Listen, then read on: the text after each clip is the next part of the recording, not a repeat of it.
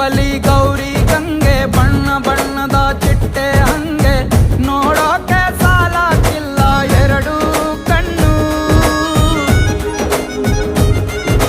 ಗಂಡು ಹೈಕಳು ಬೆಪ್ಪಾಗವ್ರೆ ಬೆರಗು ಕಣ್ಣಲ್ಲಿ ನೋಡ್ತಾ ಅವ್ರೆ ದಾವಣಿಲೆ ಬೀಸುತ್ತಾರೆ ಹೆಣ್ಣೈಕಳು.